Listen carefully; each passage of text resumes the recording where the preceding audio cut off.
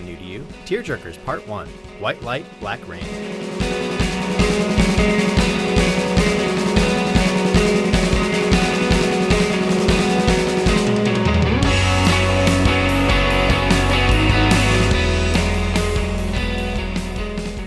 Hey everybody, welcome to the New to You show. We are a scuttlebutt podcast where everyone gathers around the scuttlebutt on the prow of our ship and drinks the water that gathers there and talks about what's new to them. Yeah, like what's a scuttlebutt? Scuttlebutt is it's like the water cooler of the sea. Oh. And that's where the term like, hey guys, what's the scuttlebutt is all about. I see. In the sea.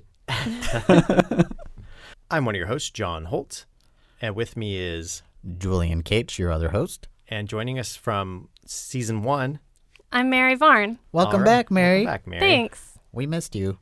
Thanks. I know. I haven't seen you guys for like 2 or 3 years. Except every day in my apartment and in my office. Yeah, it's a good thing that we fed Keith after midnight and he turned back into Mary. Phew. Our topic this week is Tearjerkers, brought to us by Keith, who unfortunately due to scheduling conflict couldn't make it. We may try to do a pickup. We'll discuss that amongst ourselves. We'll see if we can do that. But in the meantime, we can just cry over his absence. Exactly. So we've interpreted tearjerker as basically like a beef jerky made with the salt of tears from the very animal that you slaughter to make the jerky itself. That's what makes it taste so good. Yeah. But also a bit melancholy. Right? So we each have brought a different flavor of tear jerky to the podcast. I think I misinterpreted the theme. I got it all wrong. I thought it was like stuff that makes you cry. Is this podcast vegetarian? Not anymore. There's vegetarian jerky. Yeah. That's true. The tears of broccoli as we dehydrate it into a broccoli jerky. So yes, we are doing shows about or things that make us cry or could lead to eye sweat, throat lumps, all sorts of emotional reactions. And Jules, you're up first. Why don't we get right into your pick?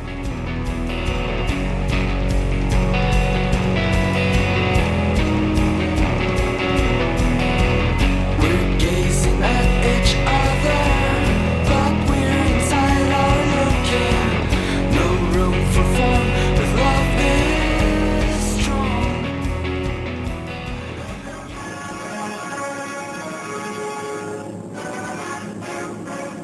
1931, Japanese troops leave for the conquest of Manchuria. Japan, the first of this war's aggressor nations, starting out a full 14 years ago on a career of international conquest and pillage. Japan seized a whole new empire, grew even more self-confident. My pick is the HBO documentary from 2000 called White Light, Black Rain, The Destruction of Hiroshima and Nagasaki. So from the title, you can kind of get the idea of what it's roughly about. And it was released on August 6, 2007, which marked the 62nd anniversary of the first atomic bombing. So it was, kind of tied into that anniversary. The film primarily centers around interviews with survivors of the atomic bomb droppings on Hiroshima and Nagasaki. Obviously, it's a heavy topic, and you would guess that it might be emotional, but it's, I think, way more emotional than I even expected it to be.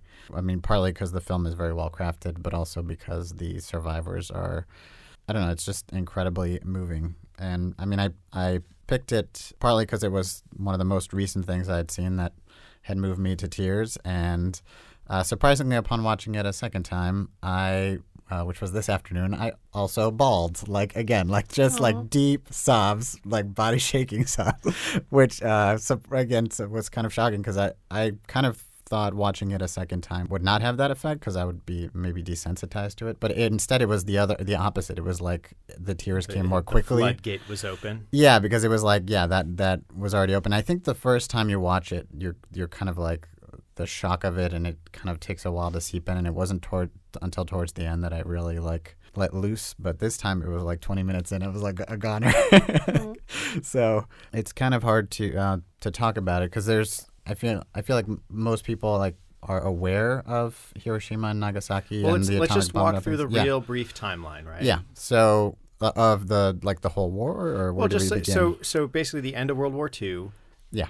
We're fighting the war in the Pacific in 1945. Yeah. Right. And Japan was losing the war. The Allies had already gained the upper hand, were gaining the momentum. They had already been basically on their death knell, but they were very proud and they just wouldn't back down. Right. And They were gonna expend and burn every person in Japan fighting this war and every resource for an ideology. Yeah, and the Allies had given them an ultimatum. They were like, hey, like complete surrender or else, Right, unconditional surrender. or unconditional surrender, or we're gonna, like, they kind of threatened that something bad was gonna happen, and they didn't want to do that, and so we dropped the bombs.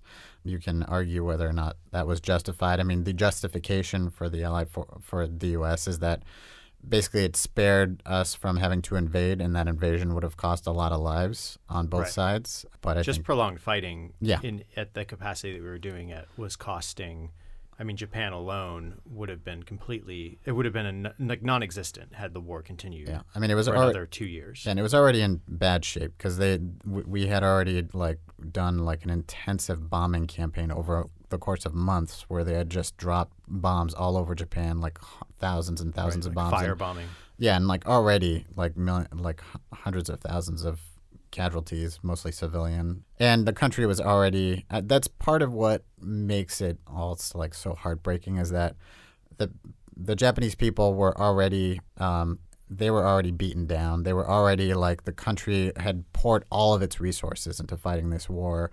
And everybody was already didn't have enough food. Rationing was almost all gone. People were already subsisting, and I think the morale was down. I mean, there was still some patriotism, but I think a lot of people knew that they were losing. They were like, we can't even tie our shoes. Was one of the quotes. If we have shoes. Yeah, we don't even have exactly. We can't even feed or clothe ourselves. How can we win? Right. So there was an awareness of that. The documentary is the structure is great. It's very subtle. It doesn't. I think the topic is so heavy and the survivor stories are so powerful that you don't need to be heavy-handed. And I think it's done very, I don't know, somewhat tastefully. Although you could argue that, I guess, just whether or not showing or telling some of the things that they do, whether that's tasteful or not, I don't know. They do a nice job of succinctly setting up the timeline in the beginning, putting you in that time and place, showing you what the Japanese forces were like with a mix of newsreel and interviews of so you survivors. get a taste of our propaganda against them. You also get a taste of sort of the reporting at the time, which was neutral when it wasn't affecting the U.S. yet. Yeah. It was very neutral, Japan is being a pretty heavy aggressor, and they were committing quite a few atrocities on the mainland, with the rape of Nanking, and they were doing some pretty horrendous stuff, running their own tests on humans. You're talking about the Japanese? The Japanese, yeah. The documentary doesn't really go into that. They don't go into No. that, but they do kind of say this is a strong militaristic society who's already waging a campaign against mainland China. Yeah, I mean, essentially at that time they were, the emperor was, it was interesting. They were a modern society, and one of the newsreel sort of talks about that. They were, modern in a lot of ways, but they still had a very sort of, they still believed that their emperor was a representative of God. King, monarch. Yeah. And so it was he was the all-important, mighty ruler, and so anything that he did, you just blindly followed.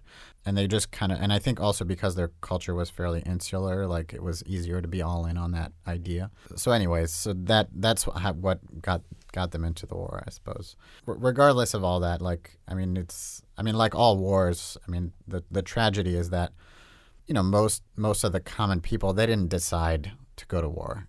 They're just somebody else is deciding, and they're like, okay, I guess this is happening. And that's really felt there. And so they also, in the beginning of the documentary, they also interview some of the survivors or people who are still living who were involved in the bombings on the U.S. side, who were involved in, who were on the planes or had developed the weapon. Yeah, or were involved in prepping them, priming them for the dropping. And it's very interesting to see how they feel about it, how they talk about it. And it was a mixed reaction. Yeah, mixed reaction. Overall, still not. still, I mean, it feels pretty light. Like, I mean, obviously One of didn't the guys have had a it. very strong, I think, had a really strong, like he felt it pretty hard. And, Yeah. and they show him later in the documentary. Yeah. So there were a lot of tragedies during that war, and there are in most wars, and there Right. still are equal or worse tragedies happening now. I think what makes this particular one so striking is that, and especially because you're hearing from survivors who were there firsthand, like who saw it with their own eyes and who saw the immediate aftermath, and many of them were children at the time. And the fact that their world suddenly, like literally in a flash, changed from, they were living their normal day-to-day lives, and in a flash, everything is destroyed and transformed into like a living hellscape, essentially. I mean, Right. the descriptions they have, they also show a lot of drawings from the survivors, and you can just see in the survivors' faces as they talk about it. Like, you can just feel the trauma. You know what I mean? You can just feel like, and many of them are still scarred to this day, and they think about it all the time. Like this. It's important to note too, most of them were children. Like, I think the Yeah. oldest was a doctor who happened to be not immediately in the vicinity of the blast at Nagasaki, but most of them were very young, like, Yeah. in and around 6 to 12 or 13 years old. Yeah. And since just having any survivors is pretty amazing, because a lot of people have died off since because of radiation and bomb related injuries. And it's clear, like you're saying, that this event, even for very young children, left an indelible mark. And it's all the imagery is bright and as clear as day to these people. Yeah. And I think they show interviews of like 14 different people in the film, but I think they interviewed over like 500. So Wow. there are quite a few survivors. And I don't know if they chose the most tragic or if it was just the people who were, the most articulate or the most willing to talk. I'm not sure how the decisions were made, but yes, some of them were like extra like extra tragic, extra sad, because, for example, like 2 of them were orphans already. Yeah. So they were already like people who had tough beginnings. Another one was Korean, and so she was already like not getting enough food because like she was like Koreans were sort of discriminated against, and since they were kind of second-class citizens, Right. so since food was hard to come by, she wasn't getting any to begin with. And then many of them like lost family members, saw family members die, or there's just a lot of, they do like get pretty graphic in terms of just describing horrific things. And also later in the film, because many of them were wounded like pretty badly, and part of sort of there was a cold scientific experiment kind of aspect to the bombings, and that since they were the first atomic bombings, the U.S. was very curious, and in the like, aftermath there was before, during, and after, it was partly a scientific experiment and also like a proof of like a case study, Right. and learning what are the effects of this thing we've unleashed. And so a lot of the children who were wounded were then like studied in the hospitals, like they were taken care of, quote unquote, by the Americans, but really they were not that interested in helping them. They were mostly interested in studying them. Yeah. And so you have footage of some of these survivors from after the bombings as children that are from U.S. archives of like, here's patient, 43, and they've sustained these wounds and this and that, which is, I don't know, it's just so incredible. So that stuff is also hard to watch. It's hard. It's hard. And it was Japanese doctors. Like, it was sort of this weird like joint scientific endeavor in the aftermath. Yeah, and then on top of all of this, like the sort of like even deeper tragedy of their lives as survivors is that at first it took a long time for the Japanese government to acknowledge them and to give them assistance. For a long time they were suffering these strange illnesses, and they had lost everything, and no one, and so they had no assistance basically, and they had no medical care. They were going back home to the only homes they knew, which were these bombed out, irradiated cities. Exactly. And then And then even after that acknowledgement, then because of their sickness, they were then discriminated against because people were like, worried about the radiation poisoning, and essentially they were damaged goods. Right. What was the term pakidon? Yeah. And which is like it's a sort of a derogatory term for the bomb, but also is applied to the people, like pakidon. And so they were just sort of this like cursed people. Yeah, and that's sort of like the the last nail, So it's just they're incredibly tragic stories, but they're still. Well, there's one more nail too, because then it's sort of like the last, after they're like, societally these people are pariahs. Oh, and did we happen to mention that these people are racked with tumors? They can't have children. If they do have children, they're afraid for deformities because of chromosomal damage down the line. Like, it's sort of like there's this stigma cast on them, and then they actually do kind of have this curse because of the radiation that has their lives are, they've survived, but their lives are not just like psychologically altered, but physically. Yeah. There's no sort of walking out of the horror. They live in it. Yeah, and so I guess many of them feel like they're still alive just to tell their stories, just to like kind of say it, just to, kind of as a warning, and as a reminder. Because the film also powerfully starts by interviewing young people in Nagasaki and Hiroshima about what happened on August 6th, 1947 or 1945, sorry. They don't know. They're like, they don't remember. They're like, oh, I don't know. It's kind of like if 20 years from now, you were to interview children in New York City about 9/11 and they don't remember, except like it's 10 times worse. Yeah. Or if you ask people now about Pearl Harbor, like what happened on whatever date Pearl Harbor happened on, because I don't know what date that is. But again, like Pearl Harbor is like nothing compared to... That's true. You know what I mean? It's but like, is that December 24th, 1942 or 25th? Like it's... Because it was like Christmas or Christmas Eve or something like that. All I know is it's in the 40s before 1945. That's all I know, and it got us into the war. Yeah, and I guess that's part of how this keeps happening. Is like our cultural memory is short after the generations die off. It's kind of, but I guess that's why these films are a powerful reminder. And I think, I don't know, for me, it just moves. I have such a strong emotional reaction to it that it I don't know, it really like hits deep, and it stays with you in a way that I'm like, I feel like I'm already anti-war and all that, but it just really drives it. And you said this documentary was 2000? 2007. 2007. Okay. And it was on HBO. It's still, you can still nearly 10 years stream ago. It on HBO now. So a lot of the people there who, again, you're 6 years old, and so a lot of those people were like pushing 70 if they were, at the time of the documentary being made. So now, like the author, one of the people they interview is the mangaka of Barefoot Gen. Yeah. He's a manga. He was a manga artist who wrote a short story about a short comic about his story, and then it was so popular that they ended up making a full series that was also hugely popular, and then it was made into an anime, and then it was also made into live action films. And he again, and it's straight from his memory, it is his story. So there have been, they have had a deep cultural impact, and certainly World War II and the Hiroshima bombings. You can see the impact of that psychologically on Japanese society. It's all over. It's referenced all over the place. Many of their popular icons like Godzilla and like Akira, many of these stories, echo that event in a big way.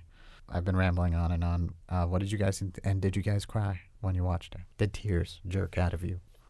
I did not cry as much as I should have. Should? Well, I feel like things that elicit tears don't always necessarily deserve them, and vice versa. It's sometimes I just have to be emotionally manipulated.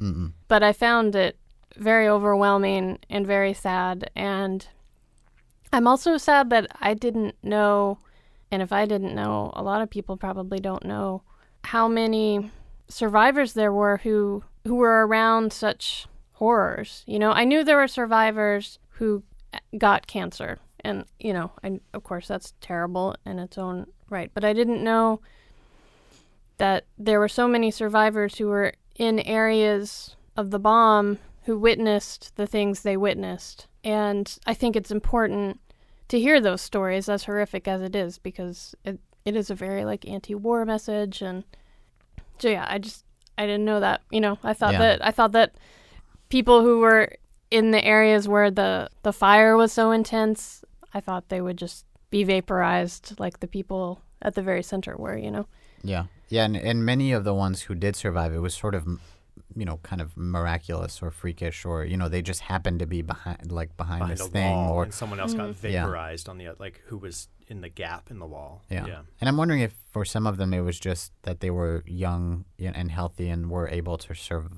overcome their wounds for that. Because there was the one guy who's was blown like hundreds of feet, and I mean he was pretty messed up, but I don't know. It's just so many of them. It's sort of miraculous that they survived, but it's sort of this horrible miracle, And many of them are like, why? Why did I survive? The other kind of sick thing is that it's like the law of large numbers, where there's just so many people that when your percentage chance of surviving is 1%, and there are 200,000 people getting hit, or 500,000 people getting hit by this bomb, then 5,000 survivors is easier to find, even if they have some horrific, of those 1% survival variety. Yeah, and one thing that really got to me was that many of the survivors still sustained very bad burns, and so they were, burns are just so painful, and they were in a great deal of pain, and one of them, maybe more than one of them, had said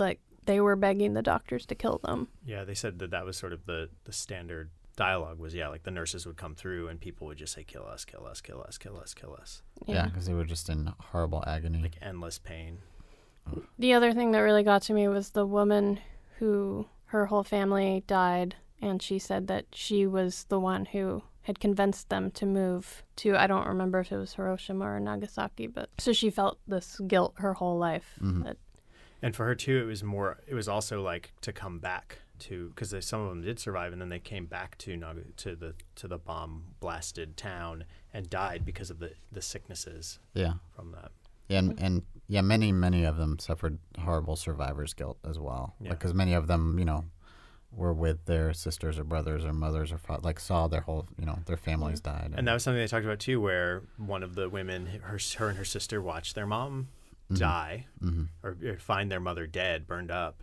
And after a certain point, the one sister just steps in front of the train. Yeah, and she couldn't and the other live with one, doesn't. And there's a poignant moment where she says that she realized there's two types of courage. There's courage to die, and there's courage to live.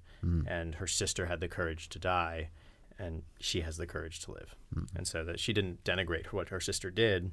She was kind of saying she couldn't take that step. Yeah, that her sister was allowing herself to take.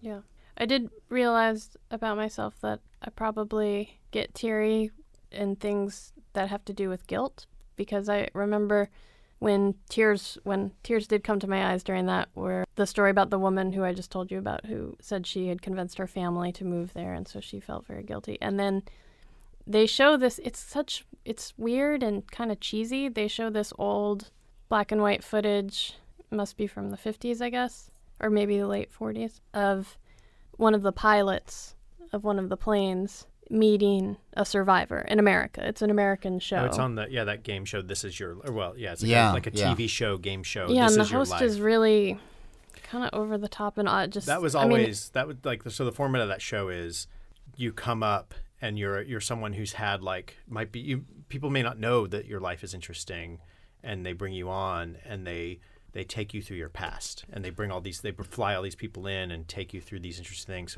So it's like the early version of like a Sally Jesse Raphael kind of Donahue thing with a lot of stagey production. Yeah, and they would often find people you hadn't seen since you were like 6 years old, like your favorite teacher from third grade, right. and stuff like that. But anyway, and then they just have one of the survivors there, and then the pilot comes out and shakes his hand, and it's very solemn, and it's clear that the pilot felt a lot of weight of this, and right.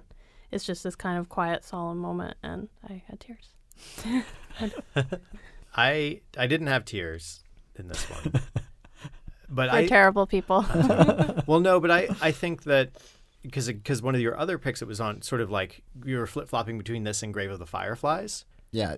I sort of started with Grave of the Fireflies, which is an anime that is also about children, during World War II. So in that movie, it's a Ghibli movie. Mm-hmm. It's a family whose home is firebombed or bombed and burns up. So it's not quite as like immediately horrific as bomb dropping, but it's in the height of the war, and these are the lost people. Like they kind of follow this tale of like those people who fell through the cracks because the country was pointed outwards.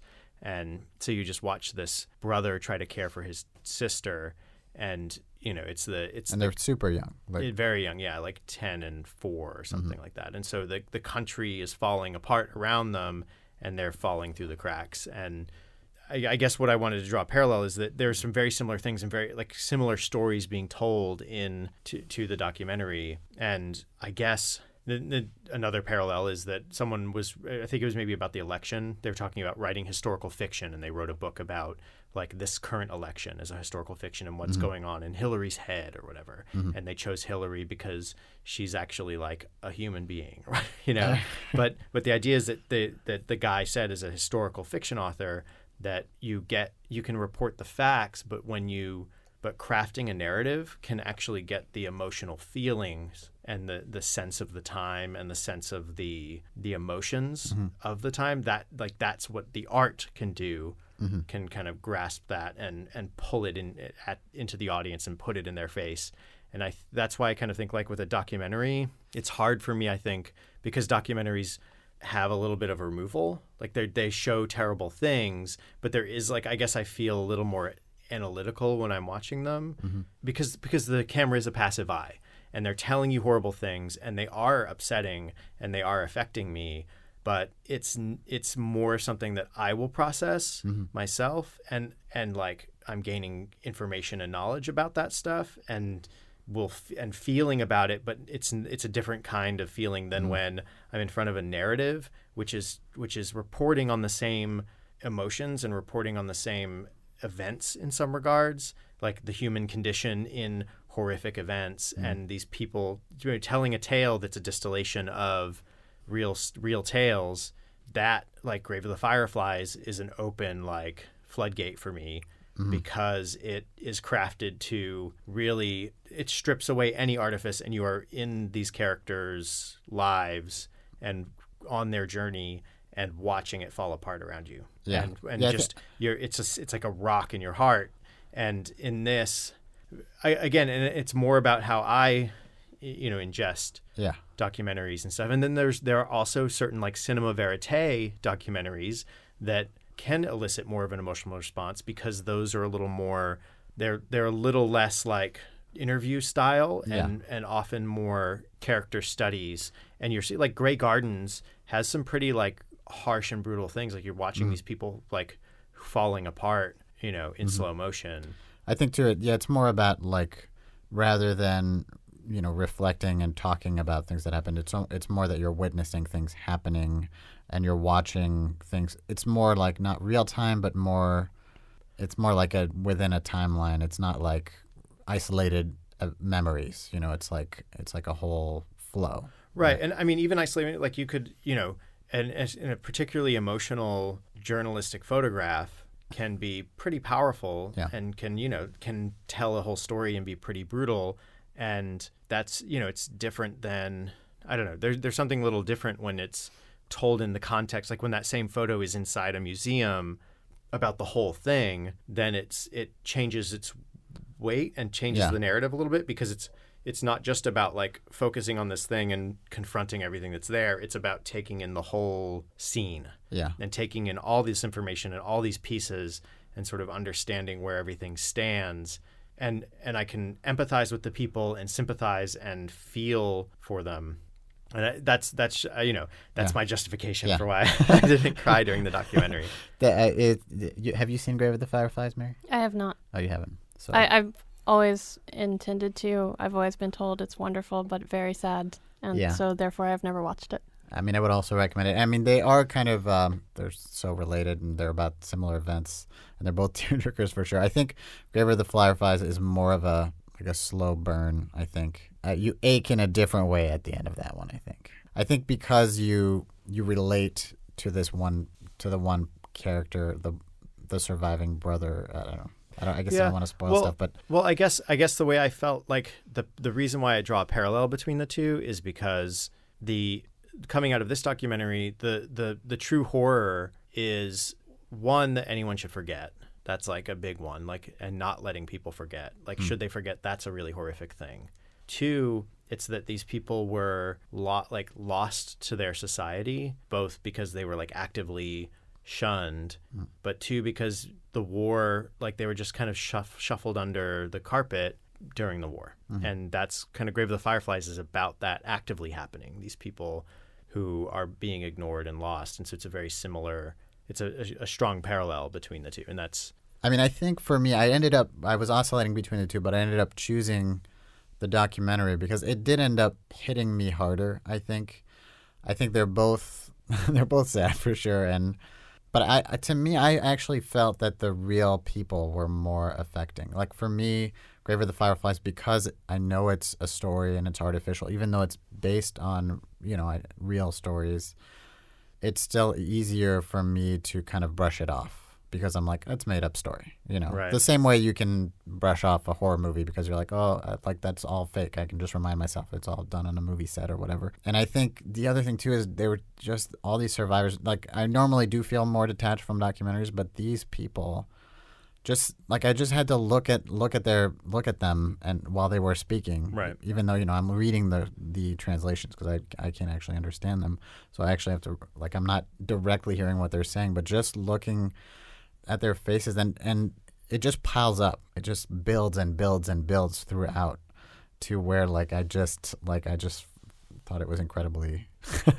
I also like, because you don't see things.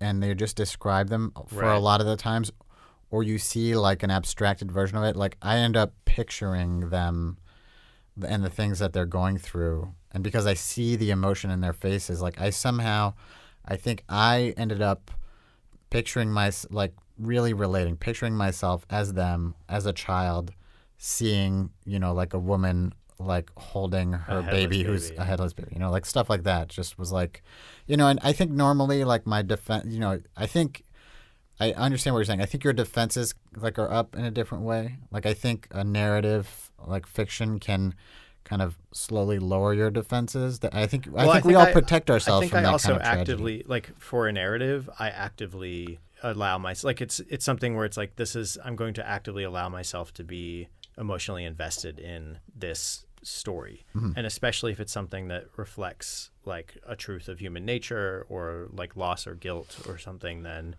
it's affecting to me in a way that, like, I will, emote about, versus like in a documentary, it's harder for me to do that because I'm also, there's just so many pieces going on and so many things that I'm aware of that I'm sort of forming. I'm taking in information and processing like multiple levels of it, and so it's less about, like, it's not an emotional like ride for me. There are emotions as I process the things, but it's not. But it's not the same as a. You're sort of like distracted from them in a way, or it's more that, like, with a narrative, I am allowing, like, it direct. Like, I'm not thinking about. I'm feeling about the narrative. Yeah. Whereas in a documentary, I'm thinking about the documentary, thinking about what I'm learning, and then I have feelings about what I'm processing and what I'm being told, versus like feeling that directly. Yeah. What about you, Mary? Like, do you find that documentaries are versus fiction, like, which one tends to reach you emotionally more directly? Fiction. It's odd though because my pick for this is nonfiction, but I would say definitely fiction. I mean, I definitely cry a lot during movies and TV shows, and when I'm doing it, I'm like, why am I crying? This is so dumb. This does not deserve for me to cry at it. This isn't even good. Buffy won't be dead forever. Yeah, maybe I'm a bigger sap. I think, though, in general, I cry a lot more at movies than at real life. So I don't know what sure. else that Yeah. says about me. I think that's true for me too. Maybe it wasn't true when I was like a teenager and I cried all the time, but Yeah. But I'm because I find myself getting misty-eyed at like many like true story like at many podcasts like you cry at documentaries, you mean? all of it like fiction films, documentaries, podcasts, and I think that being podcasts said, almost more so. Like one of my picks was almost like This American Life Mm-hmm. is definitely one where like I'll be sitting on the train and I maybe it's the cocoon of sound where there's no other visual distraction, so you're picturing a lot of things in your head. And especially in these storytelling podcasts, like The Moth has some of these too, where it feels very intimate. There's something about somebody whispering in your ear. They're crafted stories. They're Yes. stories that have been told and retold and revised and refined and edited, and it's one person's account. It's sort of like if someone was telling me the story and I was shooting it on a camera and I went back to my booth and edited it up, it may not have the same emotional impact as the person who is like refining this story and refining it and then reading it to me in my ears. And that creates it. Again, it's a more intimate, like someone telling me something that's crafted. You know, it's the same way like Up is, that first 10 minutes is crafted to give you an emotional response. Yeah. And a lot of these tales, That's the they're Pixar about movie Up, just in case. They're about the human condition. They're about relatable content. They're about things that are horrifying or, you know, that you can relate to and are, you know, are sad and so or funny. And those reactions are the point of some of those stories. And so they elicit those responses. And again, if you're intimately open to it, it'll happen. Yeah. Like, I think too it kind of pushes, I think it's a little on the edge of like full nonfiction. Like those are storytelling. Yeah. In a different format than sort of like documentary storytelling is a little bit different. Yeah, and I think audio, you can craft audio even, like way more than film, because film you see the seams a lot more. It's harder to edit out the seams, whereas in sound editing you can get a lot more refined and you can really craft it, add a lot more pauses and things like that. So I think it's easier to manipulate in a sense.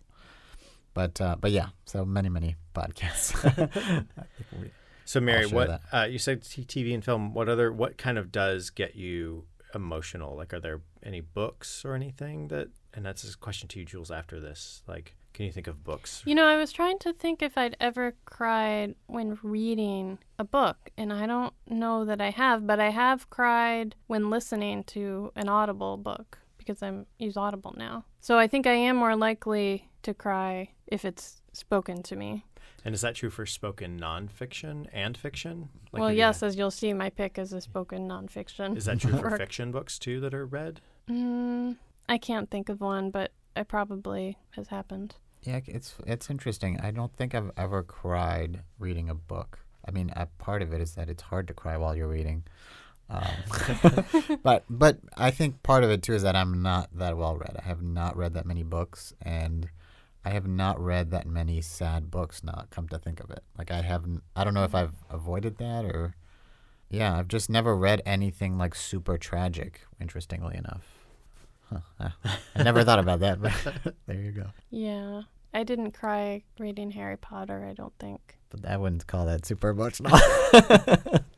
I mean, I suppose for no, some. I don't know. There were times in the last book that I might have gotten a little teary. I think some of the emotional moments would be like when Dumbledore dies. I mean, spoiler for alert. Harry Potter people. When Dumbledore dies, when like Snape's reveals are pretty emotional because again, it's like you basically learn that this person. You don't like Harry Potter. I didn't read the Harry Potter books. I think for people who read Harry Potter since it came out, you know, it was a big deal. Yeah. But I didn't cry when reading Game of Thrones, although I listened to that. Yeah. And I don't think I Yeah, cried. it's not that one's super crafted emotional. a little differently. And plus, the stakes are such that you're not longing for these characters. You're like, oh, man, I hope nothing happens to him. That's kind of the extent of it. Yeah, I think there is something about... I think if it were maybe a first-person narrative, might get to me if it was super Yeah. tragic. But there's something more like analytical about the written word. Yeah.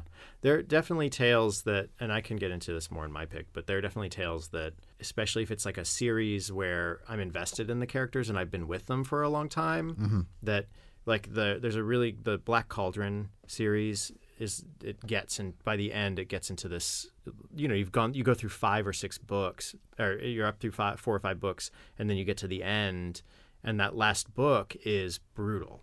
And a lot of stuff happens, and all these characters who you've spent 4 books, 5 books watching their journey, watching them grow, watching them go from like assistant pig keeper to like sword wielding like hero. It's similar, like Lord of the Rings kind of has some of that, even though he steps back a little bit and is war reporting a lot.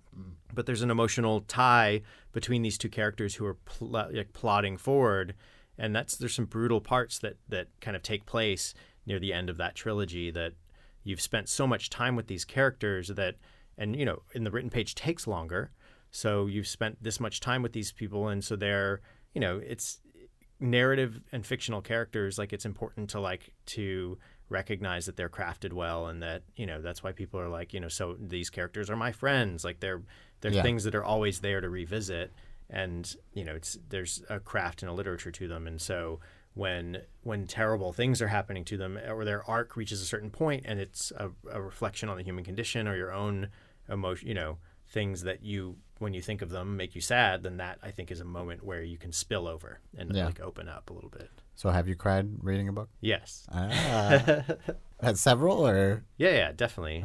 Interesting.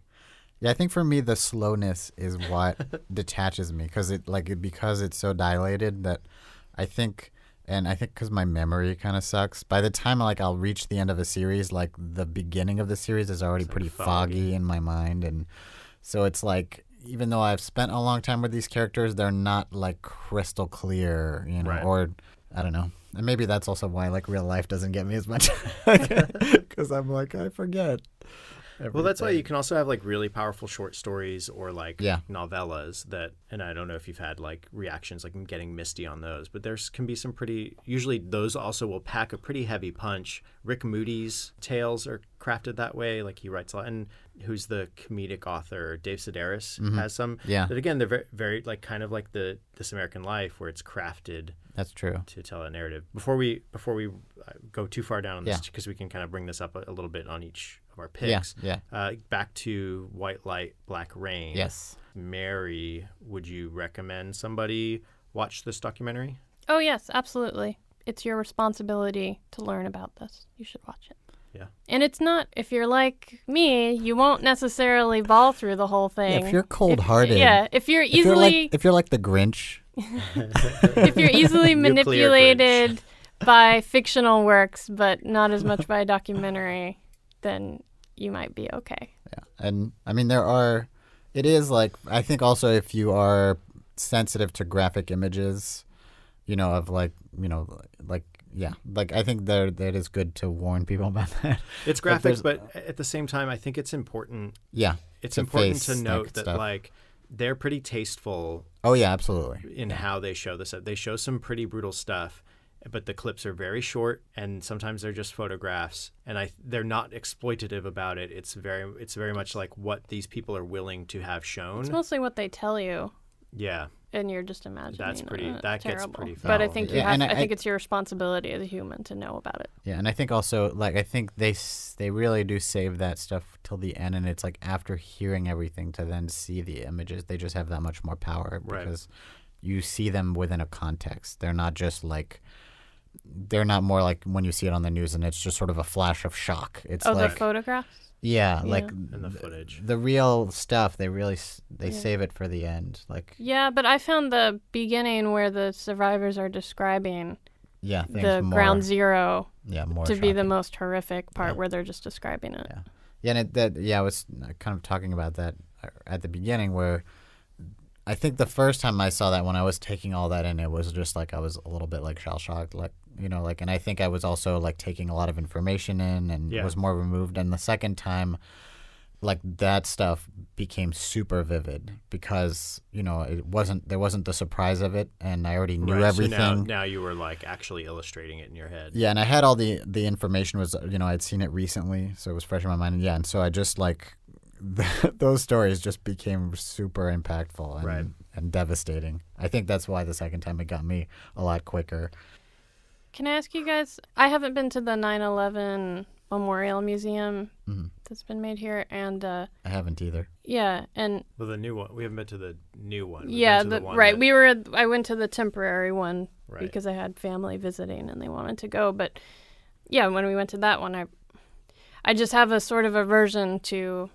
I don't want to be exposed to the graphic imagery or knowing what people went through because I sort of know it, but I feel like it's too, not just to protect myself, but I almost feel like it's too much or too exploitative almost, which is weird. And so why do I feel so much differently about I think that, and this is my thing and why I think people should watch this and really see that imagery, even if they're prone to, if they have difficulty with graphic images, it's sort of like, this is the most dangerous weapon that we have. Mm-hmm. This is the biggest stick that we know to wield. And this is why we don't use it. And this is the effects of it. Like, we see people get gunshot on TV and movies constantly. But to know that this is the true effect of our worst weapon on physically and emotionally and societally, socially, that it's just devastating across and environmentally across all strata. You need to know it and you need to see it and you need to understand it. It's something that we aren't confronted with every day, because if we were, we wouldn't be here anymore. We'd be evaporated. It should only have been witnessed the 2 times that we've witnessed it, and that's it. Mm-hmm. And it's important that you versus terrorism. People will do terrible terrorist things all the time, and we should always be against terrorism. But that happens, and it's going to keep happening. And we just need to be strong in the face of it or whatever. Mm-hmm. But it's sort of crystallizing it, and it's kind of the same thing, like being a fan of a serial killer or something, and crystallizing and holding them up is not a healthy thing to do for society. And whereas holding up this, the horrors of the weapon that we've created, the bomb is not something to bow to. The bomb is something to reflect on, is horrific. The terrorist acts and what happened in 9/11 is not something to rally around nationalistically. It's something to remember there were lives lost, but that we need to, as a country, move on and be strong and not be afraid and not let this be a cloud or a weight on our minds. Yeah, it could also be that we're New Yorkers and we've had a lot of exposure to it, and this happened during a time of 24-hour news. So yeah, I think it's also, to me, it was, I have sort of a complicated relationship with 9/11 in that it was, obviously I was alive when it happened, and I wasn't living in New York at the time, but like the rest of the nation, I watched it on television, and it was it was a powerful symbolic moment, right? But to me, it was sort of glorified and propagandized and out of proportion, right?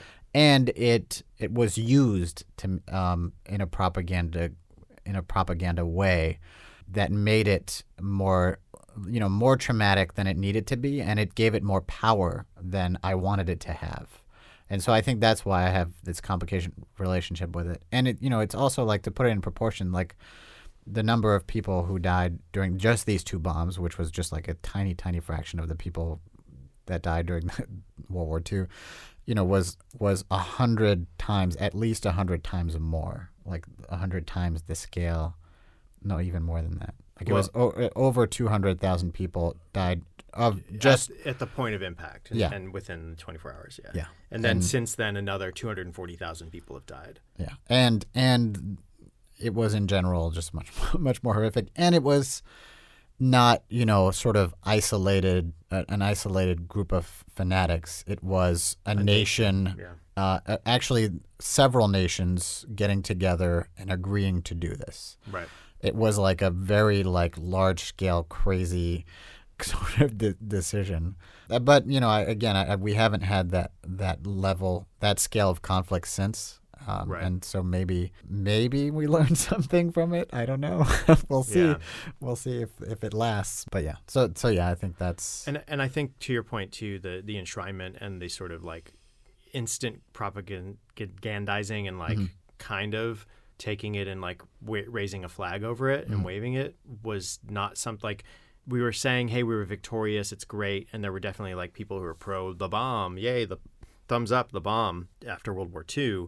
But for the most part, like you see societally and in a lot of ways, like Japan really tried hard to forget it for a while in a lot of ways. And the U.S. also tried to forget the horrific parts of it versus with this attack, we're not, it's not forgetting. It's being crystallized and like held up. It was definitely like, I mean, the atomic bomb, I think, was globally traumatic. I think, no doubt. And I mean, to the U.S. in particular, like, I mean, the whole Cold War, and like the fear of the atomic bomb was like, was everywhere for a long time, and it took like a couple of decades for us to kind of get used to the idea that it exists. Right. Well, now it's like we can live with it in this bizarre way. But it's important that we live with it, but with full knowledge of what its capacities are, and that's what could be missing. The insane thing is that after that, because of sort of the arms race with the Soviets, like now they went on to create the hydrogen bomb, which amplified it like 100-fold. So you can have we have like hundreds and hundreds of bombs in our arsenal that are 100 times more powerful. Right. I mean, just think about that. That's insane. So yeah, it's crazy. So where can people watch White Light, Black Rain? So it's available on HBO now. So if you're a subscriber, you can see it there. And I believe you can also find it. We'll have links in the show notes. I'm pretty sure you can find it on archive.org and on YouTube, although none of those are legal. So you can't count on them being around, but you can certainly find. And there's also a few, like free documentary type websites that host them or link to them.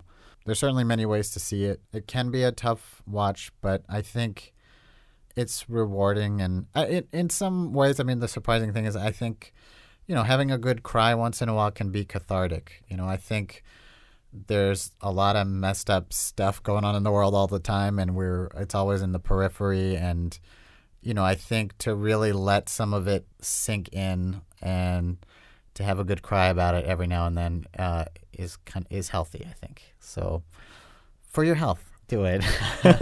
Watch it. Good pick, Jules. Yeah, thanks.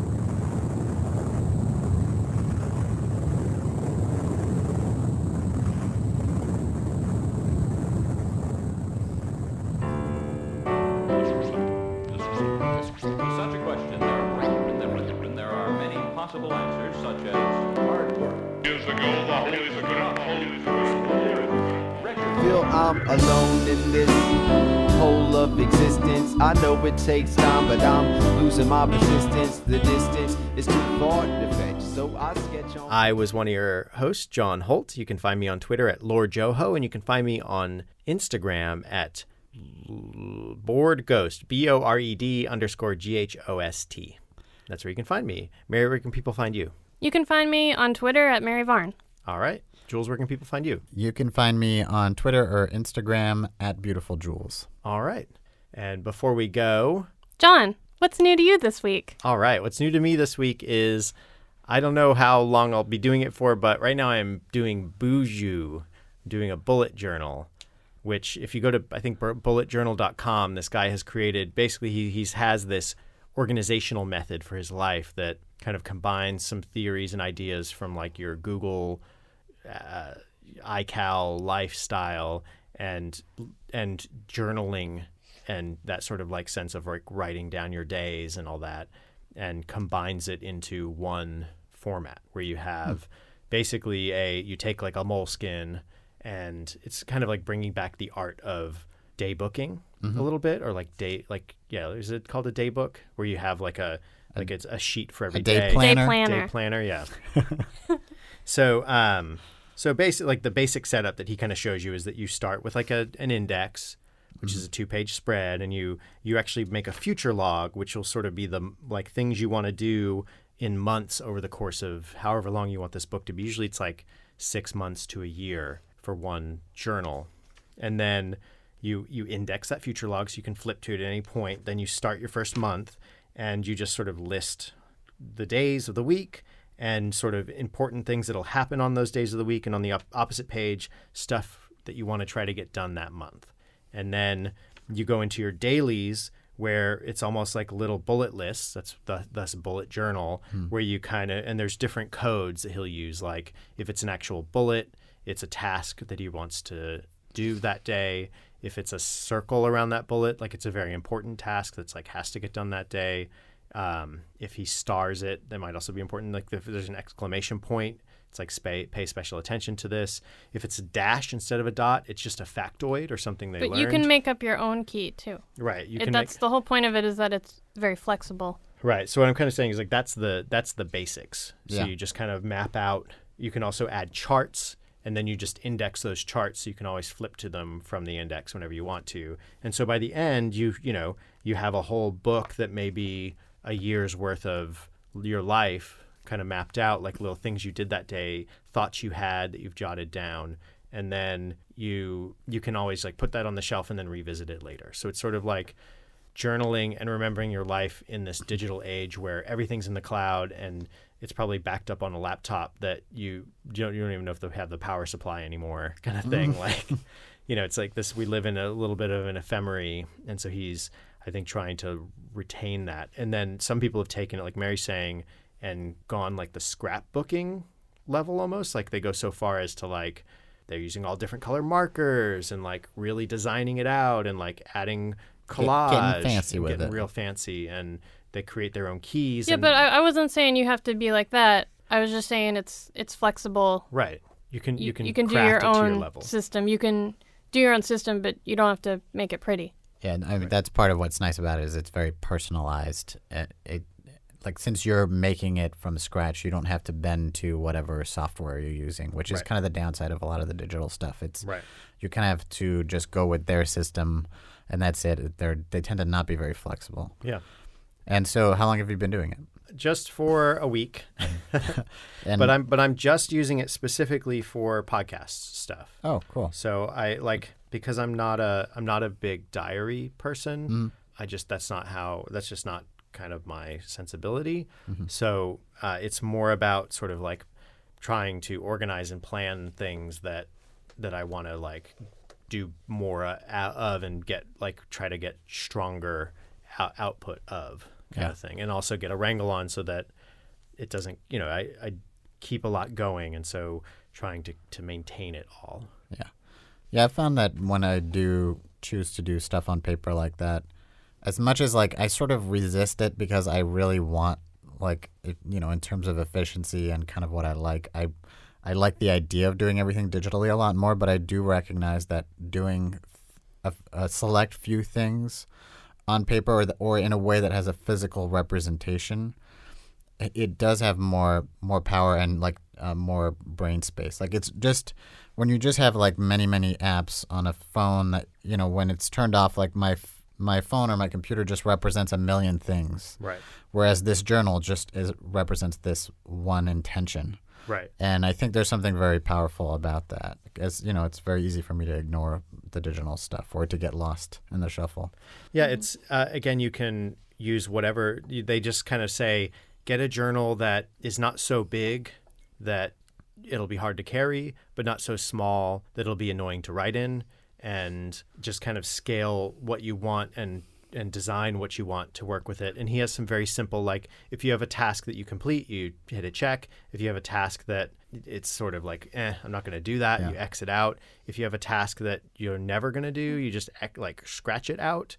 And then if you have like something that you want to get to, you can migrate it So you basically make like a little bracket that kind of points it. So now, hey, I have to reschedule this to the next day or to my future log. I think a big part of it is the migration, because the point is that if you keep migrating a task, you either need to realize I need to do this, or maybe I just need to cross it off. I'm not going to do this. It's not worth it. And the fact that it does actually take effort to do that also gives it more weight. I think, again, digitally, it's very easy to like just hit like snooze, and then you can just keep snoozing forever and kind of forget that you're even like not even read it anymore or get desensitized to it. Whereas when you have to rewrite it by hand, you're like, oh, okay, I'm writing this again. Like maybe I should do this already.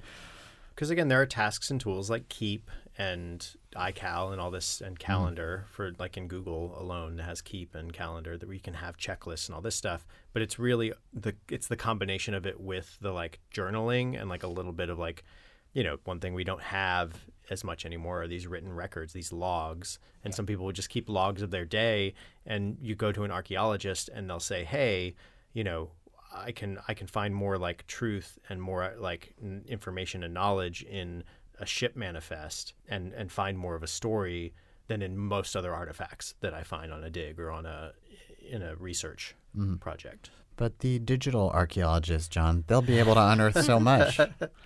They're already at work today, uncovering emails and things.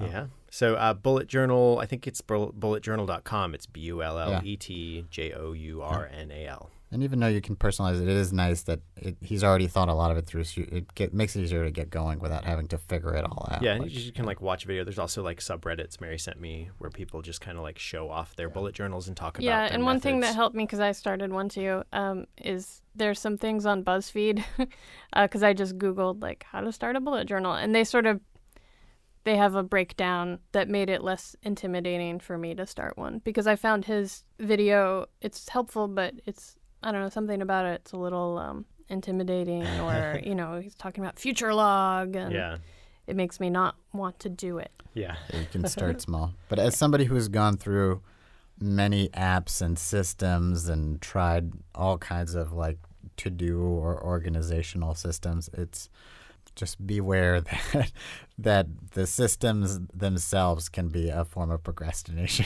Yeah. Well, my last kind of word on this is it's a sketchbook that you have to keep going back to is the other kind of aspect of it, where you could say like, I have to do a sketch a day in this journal or once a week. Mm-hmm. And so you can dedicate a page to those drawings. Or in my case, like, I can't tell you how many meetings I would used to be in where I'd have like a big yellow legal pad where I'm doing my notes, but then also like just doing drawings. And so here and there scattered around, I'll have like pieces of paper with a drawing that I've torn out that I liked. Whereas if I have a piece of like one of the, now that I do most of my notes digitally, if I have something that I'm going back to and kind of have on hand, if I want to doodle something in the margins of something, this is there and it's available. And so now I have a book with the place I'm doing my doodles kind of living. And so it creates like another, like it's less crafty for me and a little more like doodly / sketchbooky journal. Yeah. Kind of thing. To find more about the White Flash, Black Rain, and the Bullet Journal, you can go to our website, nudiyouShow.com, to find more about our guests and our hosts. You can go to nudiyouShow.com. You can follow us on Twitter at nudiyouShow. Yeah, what else can you do? You can leave us a review on iTunes. Oh yeah, follow us on iTunes if you want to follow us. Leave a review, comment on iTunes. Subscribe on iTunes or any of your preferred listening devices, podcast apps. Mm-hmm. We're on Google Play. We're also on YouTube. If you like to listen to stuff on YouTube, you can. We are on YouTube. I did not know that. Every episode is on YouTube. Nice. They sometimes, all but one, because it was too long or something. But too long, really? That's shocking. And maybe in Germany you can't listen to some of them because of copyright claims or something. Oh snap! But yeah, you can go check us out there. Thanks everybody for being here. It may not be new, but maybe it's new to you. Son of an explosion. I'm sinking in the quicksand been peddling too long. And I'm not a human kickstand, needing time to rest, but I gotta keep moving. This pitiful life is all about the music. This pitiful life is all about the music. This pitiful life is all about the music. This pitiful life is all about the music. This pitiful life is all about the music. Be with him together forever, without the limitation of time ever again. So the second coming of the Lord is not dead. They're two separate